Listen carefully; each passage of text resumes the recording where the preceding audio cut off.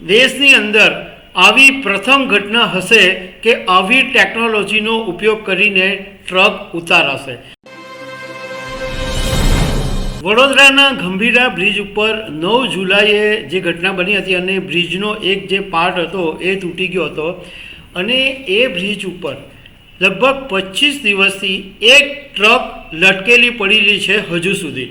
અને આ ટ્રકના માલિક છે એણે અનેક વખત કલેક્ટરો સરકારને રજૂઆત કરી કે મારા હપ્તા ચાલે છે, પ્લીઝ આ ટ્રક મને ઉતારવામાં મદદ કરો, પરંતુ અત્યાર સુધી આ ટ્રકને ઉતારવા માટેનો કોઈ વિકલ્પ નહોતો મળતો। પરંતુ હવે ગુજરાતમાંથી જ એક એવી ટેકનોલોજી મળી ગઈ છે કે જેને કારણે આજે 25 દિવસથી ગંભીરા બ્રિજ ઉપર જે ટ્રક લટકેલી છે એને હવે ઉતારી લેવામાં આવશે અને દેશની અંદર આવી પ્રથમ ઘટના હશે કે આવી ટેકનોલોજીનો ઉપયોગ કરીને ટ્રક ઉતારાશે।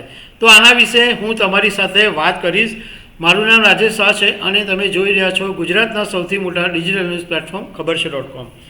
જ્યારે 9 જુલાઈના દિવસે ગંભીરા બ્રિજની ઘટના બની અને એ બ્રિજ તૂટી પડ્યો એ દિવસે જે આગળ બધી વાહનો ચાલતા હતા એ ધડાધડ નદીમાં નીચે પડ્યા, પરંતુ એક ટ્રક એવી હતી કે જેનો ડ્રાઈવરે બુદ્ધિ વાપરી અને એ ત્યાં એણે બ્રેક મારી અને એ કોઈક રીતના નીચે ઉતરી ગયો અને ત્યાંને ત્યાં પછી ટ્રક લટકી ગઈ।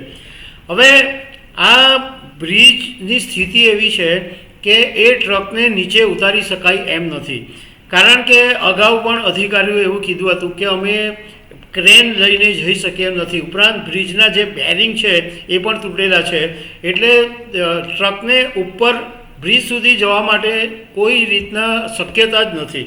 નવી ટેકનોલોજી સામે આવી છે અને એને કારણે આ બ્રિજ ઉપરથી ટ્રક હવે ઉતરશે। તો જે નવી ટેકનોલોજી છે એ એર બલૂન ટેકનોલોજીની મદદથી આ જે ટ્રક છે એને ઉતારવામાં આવશે અને પોરબંદરના એક કંપની છે એના તજજ્ઞોની ટીમ છે એ આ આખી ટ્રકને ઉતારવા માટે એર બલૂન ટેકનોલોજીનો ઉપયોગ કરવાનો છે। આ ઓપરેશન દેશનું પહેલું ઓપરેશન હશે કે એર બલૂનની મદદથી આ ટ્રકને ઉતારાશે। આ બલૂન એર ટેકનોલોજી એટલે એક આર્ક્યુમેડિસ પ્રિન્સિપલ બાયો એન્ડ ફોર્સ પર કામ કરતી એક ટેકનોલોજી છે અને એના માટે સરકારે હવે નિર્ણય લઈ લીધો છે કે આ એર બલૂનની મદદથી ટ્રક ઉતારવામાં આવશે। એટલે આની અંદર તમને એકદમ સામાન્ય ભાષામાં સમજ પાડું તો બેઝિકલી એવું બનશે કે બલૂન છે એને નદીના પટની અંદર જ એસેમ્બલ કરવામાં આવશે અને આ એસેમ્બલ કર્યા પછી એની અંદર પ્રોપેન ગેસ ભરવામાં આવશે અને એ બલૂનને લિફ્ટ કરીને એ ટ્રક ઉપર સ્ટેબલ થશે અને એ પછી ટ્રકને એકદમ મજબૂત દોરડાથી બાંધવામાં આવશે અને પછી આ જે બલૂન છે જે ટ્રક પર સ્ટેબલ થયા છે એ પછી એર લિફ્ટ કરીને ધીમે ધીમે આ ટ્રકને નીચે ઉતારશે।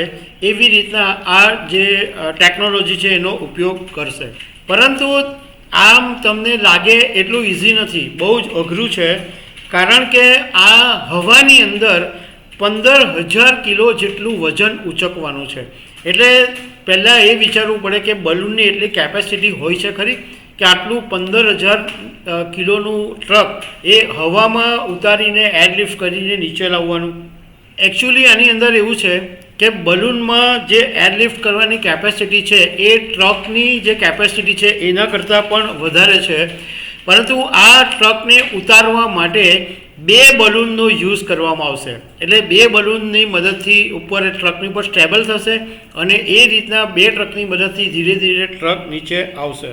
આણંદના કલેક્ટર પ્રવીણ ચૌધરીએ આ કન્ફર્મેશન આપ્યું છે કે આ સરકારે નિર્ણય લીધો છે કે ટ્રકને ઉતારવા માટે એર બલૂન ટેકનોલોજીનો ઉપયોગ કરવામાં આવશે અને આ આખું જે ઓપરેશન છે એ પોરબંદરની વિશ્વા ગ્રુપ કંપની છે એનું એક યુનિટ છે મરીન ઇમરજન્સી રિસ્પોન્સ સેન્ટર।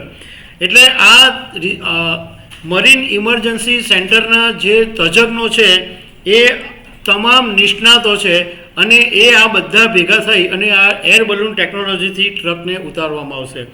એમણે એમ કીધું કે ટ્રકને પુલ કરવા માટે અમારી પાસે કોઈ વિકલ્પ હતો જ નહીં, કારણ કે પુલ તૂટેલો છે અને એની ઉપર ક્રેન મૂકી શકાય એવી કોઈ પોઝિશન જ નથી અને પુશ કરવા માટે હેવી લોડની જરૂર પડે અને એ પણ શક્ય નથી. અને જે સ્ટેન્ડ ઉપર આ ટ્રક ઊભેલી છે એનો સ્પાન બી ઓલરેડી તૂટેલો છે અને બ્રિજની બેરિંગ પણ ફેલ થઈ ગયેલી છે. તો આવા સંજોગોની અંદર હવે જ્યારે સરકારને આ પોરબંદરના તજજ્ઞોની મદદ મળી છે તો આગામી દિવસોની અંદર આ એર બલૂનની મદદથી ટ્રકને ઉતારવામાં આવશે. તો દર્શક મિત્રો, આવી અનેક વાતો સાથે અમે તમને મળતા રહીશું. Thank you very much.